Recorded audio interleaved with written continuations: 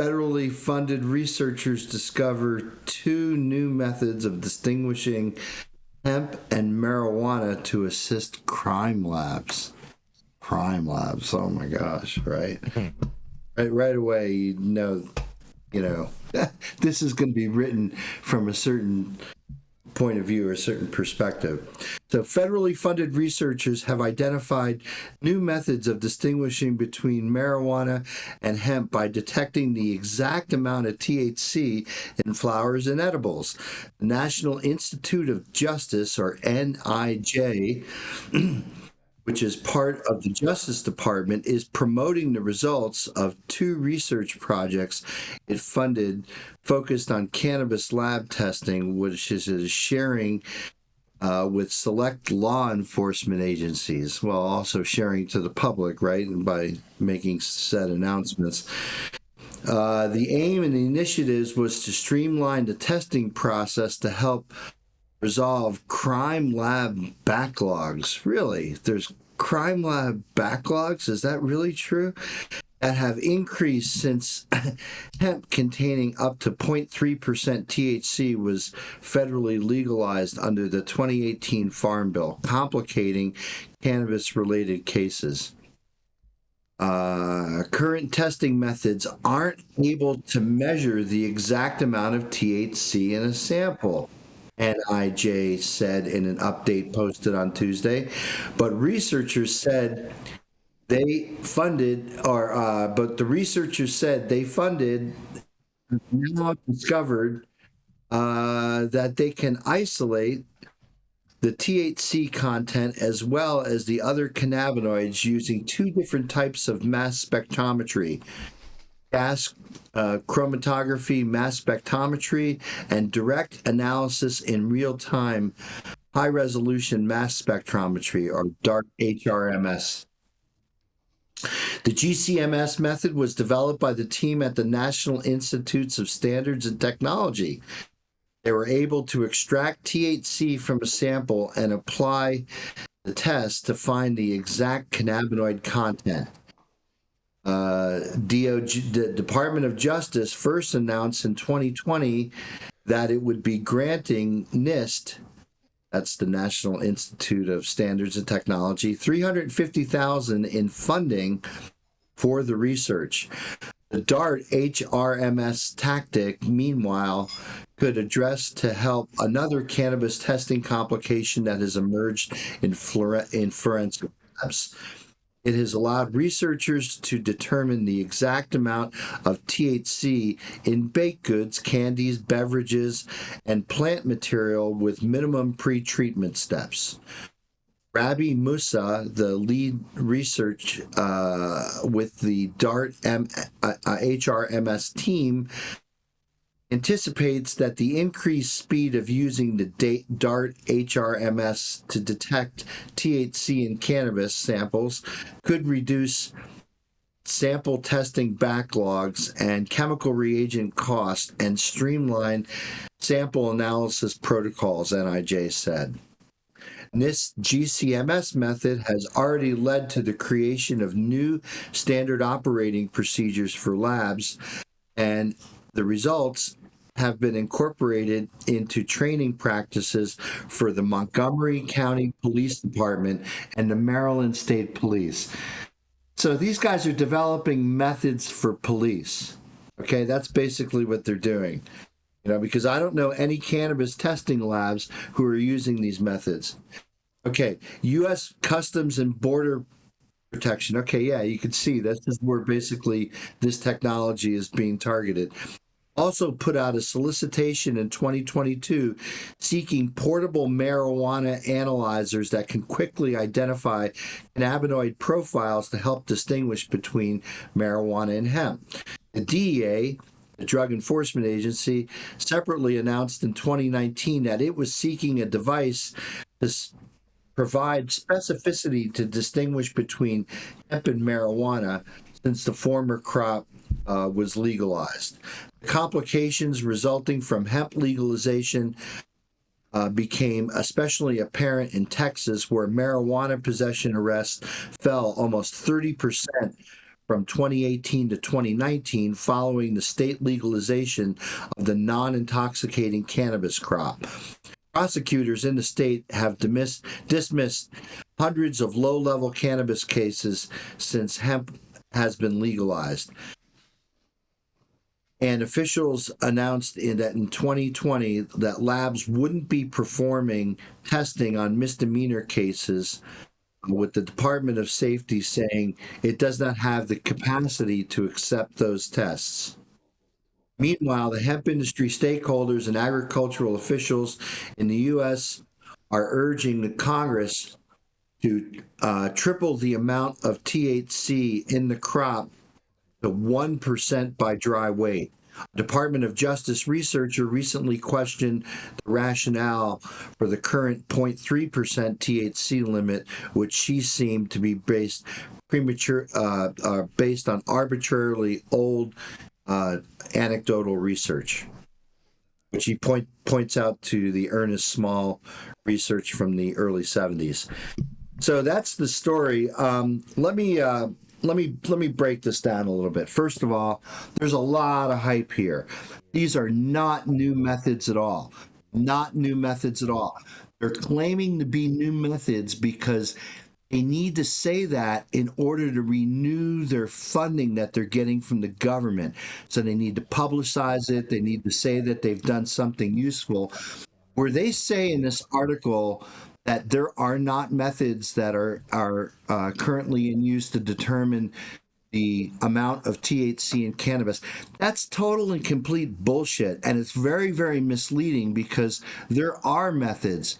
So let's talk about how THC is quantified in cannabis. They're using gas chromatography. Gas chromatography relies on separation based on the different boiling points of the different compounds. Most labs today, and the way most cannabis is quantified in terms of its cannabinoid content, is done by something called high-pressure liquid chromatography. High-pressure liquid chromatography, sometimes abbreviated HPLC, is just a way of analyzing complex mixtures of compounds by separating out them into the individual compounds. And the way you do that is you make a solution of your sample and you put in something called a column. And then as the compounds come out of the column, they're detected by a detector. And when the detector detects the compound coming out, you get a peak in your chromatogram, right? And so what you'll look at in the chromatogram is all the separate cannabinoids. And the reason why you have to have certified reference standards that are absolutely pure is you need to be able to make a calibration curve between concentration of that cannabinoid and the area underneath the peak. And once you can get those calibration curves done, and they're done, using analytical standards, and typically you do it several times a year. You could sometimes calibrate these instruments 2, sometimes even 4 times a year, once every quarter. And that way you know how the peak height in your chromatogram relates to the concentration of that. If you do that and you do that right, this article is full of shit. There are ways of measuring cannabinoid content in cannabis and in cannabis products. It's all about the sample prep. And so when I read this article, I was hoping that they were going to come up with some new sample prep, because often what happens when you make your sample, there are other things in cannabis brownies or gummies or milkshakes or any other formulation that could interfere with that detection of the cannabinoid peak in the chromatogram. So because the methods are very, very different from laboratory to laboratory, you can't compare the results of one laboratory to another laboratory, because that's statistically problematic because they're doing different methods. And so I think the mission here is that we do need to have standardized methods to do this testing, but it's unfortunate that, again, a government agency here is basically getting $350,000 in taxpayer funding to claim that they're doing something new when they're not doing anything new whatsoever. There's nothing new here. Nothing. Zero. And Marijuana Moment ought to know better. Kyle Yeager, you should be right. The story you should be writing is how this is bullshit. That's the story here. This is bullshit. There's no new methods here. It's the exploitation of taxpayer dollars to do federally funded research on cannabis that's not pushing the frontier forward one bit. And here's Dr. Mark on High at 9 News. I'd love to hear what you all think of this. Dr. Mark, you saying the government just wasted $350,000 of our money? Yes, there are cannabis researchers across the nation that could have used that $350,000 better to actually do something useful and actually publish something useful.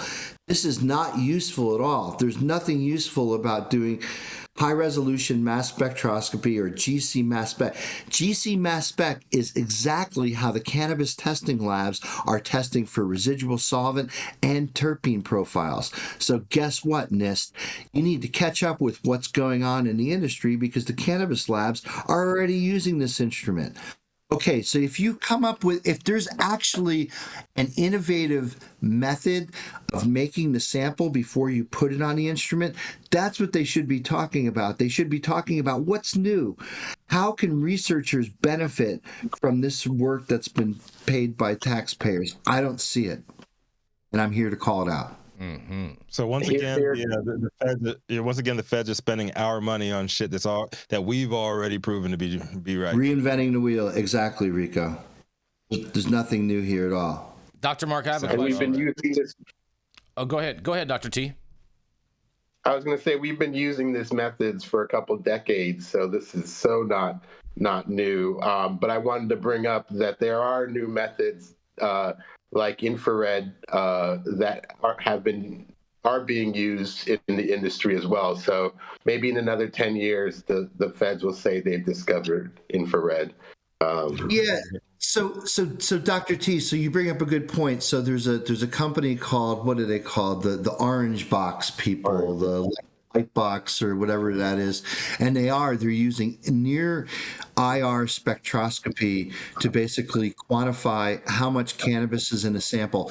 And the problem with using near IR, it's good if you were just looking at a single active ingredient, say aspirin inside a starch pill, and the intensity of those near IR peaks are basically a function of how much aspirin is in that pill without any other things interfering, then actually near IR is absolutely spot on accurate and precise to give those results.